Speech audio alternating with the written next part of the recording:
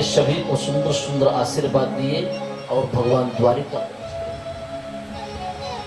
वहां पर भगवान का द्वारिका पहुंचना हुआ। यहाँ पर उस उत्तरा ने सुंदर एक बालक को जन्म, जो बालक जन्म लेते ही जमीन पर बैठ गया। ब्रह्मा की सृष्टि का ये दूसरा बालक है। पहला बालक जन्म लेकर के दौड़ने लगा, तो दूसरा बालक ये है तो जन्म लेकर के जमीन पर बैठ गया। सभी लोग उसको अपनी गोद में उठाना चाहते हैं, पर किसी को स्पर्श नहीं होने देता। जो भी उसके सामने आता वो रोने लगता। जो उसको स्पर्श करने की कोशिश करता वो उसको झकझोर देता। भगवान को पता चला कि उत्तरा ने बालक को जन्म दिया। भगवान द्वारिका से फिर लौट करके आए, और जैसे उस नन्हे से बालक ने मेरे प्रभु को देखा, भगवान को देख करके मुस्कुरा गया। बालक पहचान गया कि ये वही है जिसने गर्भ में आकर के मुझे बचाया था। भगवान ने जैसे ही उसको गोद में उठाना चाहा, एक क्षण में भगवान की गोद में आ गया। भगवान समझ गए कि इसने मुझे पहचान लिया, ये परीक्षा में पास हो गया, इसलिए हम इसका नाम परीक्षित रखते हैं। जिस रात्रि में ब्रह्मास्त्र से मैंने इसको बचाया था, उस रात की दुनिया के नाम से जानेंगे। एक इसका नाम हम विष्णु रात भी रखते हैं। भगवान पांडवों को लेकर के भीष्म पितामह के पास पहुंचे। बाणों की सैया पर लेटे हैं भीष्म पितामह। भगवान जाकर के भीष्म पितामह के सर की ओर खड़े हो गए। पांचों पांडव चरणों की ओर हैं।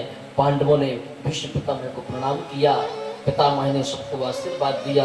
अंत में बोले, अर्जुन आज ऐसा कैसे हो गया कि तुम अकेले आए हो, छलिया नहीं आया तुम्हारे साथ? भगवान ने आवाज लगाई, पितामह मैं भी आया हूं, आप मेरा भी प्रणाम स्वीकार करें।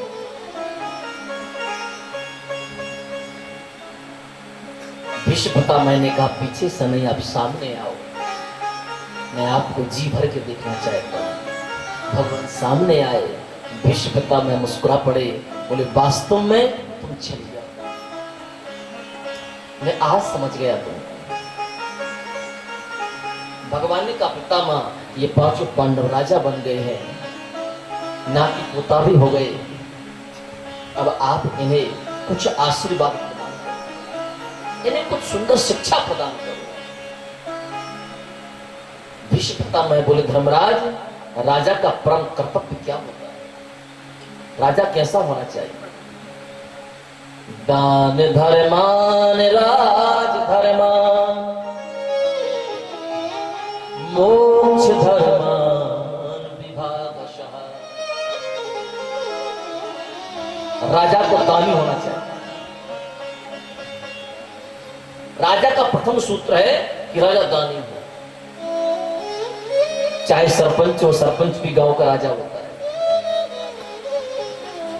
नगर पालिका अध्यक्ष नगर का राजा होता है। विधायक क्षेत्र का राजा होता है। सांसद 7 तहसीलों का राजा होता है। मुख्यमंत्री संपूर्ण प्रदेश का राजा होता है। और घर का मालिक अपने परिवार का राजा होता है। राजा को दानी होना चाहिए। यदि राजा दानी है तभी उसकी प्रजा सुखी है, और यदि राजा दानी नहीं है उसकी प्रजा कभी सुखी नहीं रह सकती। ये बात मैं नहीं कह रहा हूं, भीष्म पितामह से, भीष्म पितामह धर्मराज युधिष्ठिर से कह रही है। आप राजा बने अच्छी बात है, लेकिन आपको दानी होना बहुत जरूरी है। राजा की वाणी सुंदर होनी चाहिए। राजा की वाणी में मधुरता होनी चाहिए।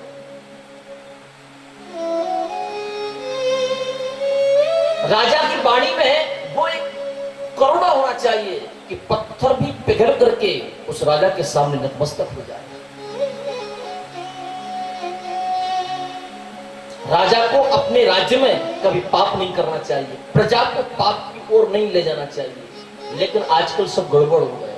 जैसे चुनाव का टाइम आता है ना, तो राजा बोतलों की बोतल बांटता है, इतनी बोतल लो लेकिन बोतल कम पड़े तो नगद पैसे भी लो लेकिन वोट हमको।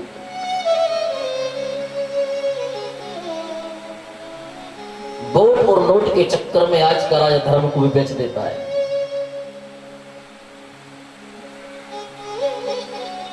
राजा को अपनी आंखों से कभी पाप होते हुए नहीं देखना चाहिए। इतनी बात जैसे ही कही, द्रौपदी खड़ी थी हंस पड़, कहने लगी पितामह, आज मेरे पति राजा बन गए तो आपको बड़ी बड़ी बातें याद आ रही हैं।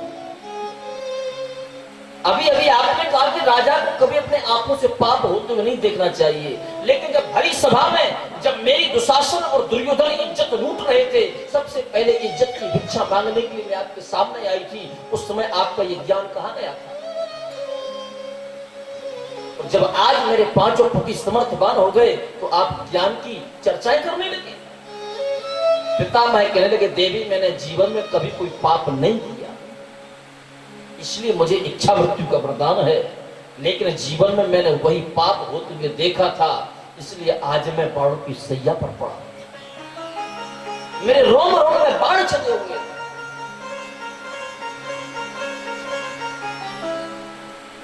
अब मैं जीना नहीं चाहता। गोविंद, अब तुम मेरे सामने आओ। मेरी बुद्धि रूपी, मेरी मति रूपी जो पेटी है, उसका आप वर्ण करो।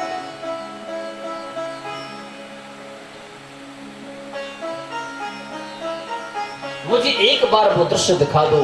आपने प्रतिज्ञा की थी कि मैं संपूर्ण महाभारत युद्ध में अस्त्र शस्त्र नहीं उठाऊंगा, और मैंने प्रतिज्ञा की थी यदि मैंने आपसे अस्त्र शस्त्र नहीं उठवाया तो मैं शांतनु नंदन नहीं कहलाऊंगा। लेकिन आपने मेरी प्रतिज्ञा को कायम रखने के लिए आपने अपनी प्रतिज्ञा को तोड़कर के रथ के पहियों को सुदर्शन चक्र बनाकर के मुझे मारने के लिए दौड़े। एक बार वो दर्शन कर। भगवान ने कहा आंख बंद करो। जैसे पिता मैंने आंख बंद करी, भगवान ने कहा आंख खोल करके देखो। जैसे पिता मैंने आंख खोल करके देखी, वही महाभारत का दृश्य, भगवान श्री कृष्ण रथ के पहिए को चक्र बना करके भीष्म पितामह की ओर दौड़ रहे हैं। भीष्म पितामह हाथ जोड़ करके भगवान के चरणों में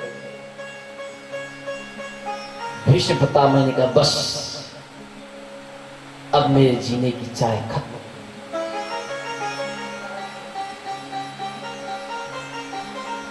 इतना तो करना स्वामी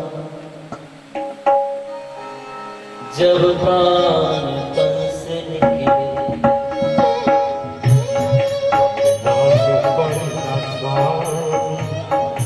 जब प्राण तन से निकले,